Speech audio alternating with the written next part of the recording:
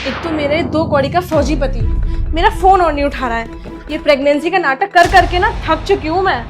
कितना परेशान कर रहा है ये मुझे, ना पैसे दे रहा है, शॉपिंग कहाँ से करूंगी मैं। मम्मी को बुला लेती हूँ। मम्मी,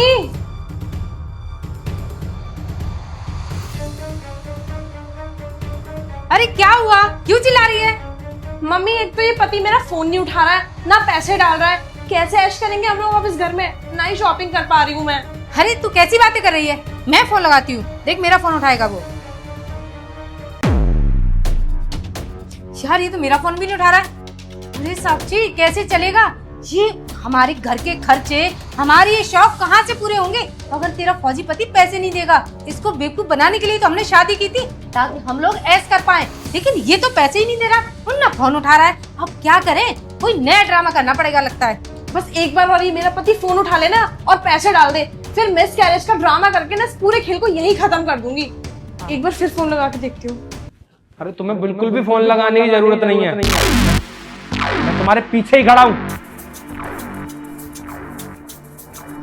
क्या लगा रखा है तुम दोनों ने?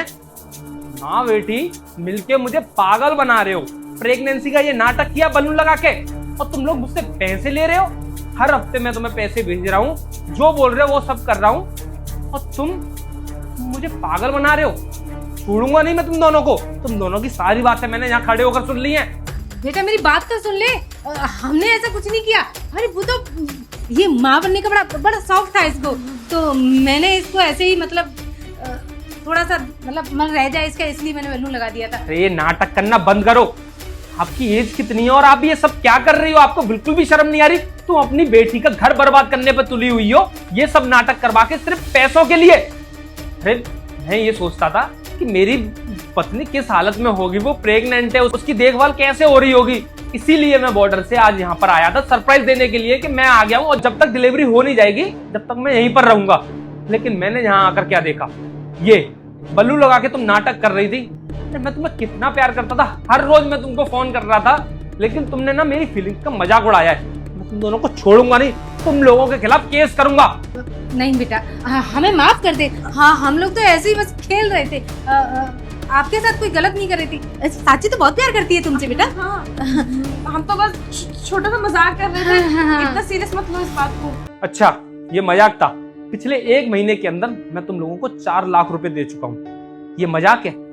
तुम लोग मुझे रोज वो पेट दिखाती थी ये बलून वाला और बोलती थी कि बेबी हमारा अब 3 महीने का हो गया है, 6 महीने का हो गया है। मतलब तुम लोगों ने मुझे ना सिर्फ लूटा है।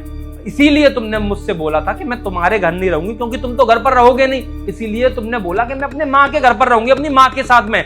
ये प्लानिंग दोनों की चल रही है।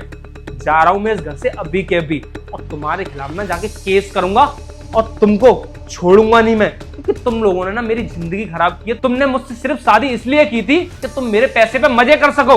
नहीं प्रेम, देखो हमसे ना गलती हो गई, एक बार माफ कर दो। अगली बार से ना ऐसा कुछ भी नहीं होने वाला। हाँ। गलती अनजाने में होती है, जानबूझ कर नहीं।